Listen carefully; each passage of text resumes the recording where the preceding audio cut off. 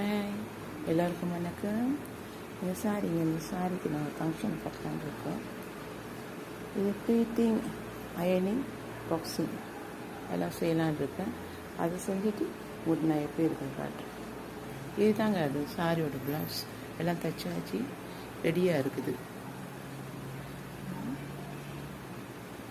இந்த சாரியை நான் அப்புறமா எப்படி ப்ளீட்டிங் எடுத்துகிட்டு அயன் பண்ணிவிட்டு பாக்ஸிங் பண்ணிவிட்டு நான் உங்கள்கிட்ட எப்படி இருக்குன்னு காட்டுறேன். சாரி பிடிச்சிருக்குங்க, இதாங்க சாரி.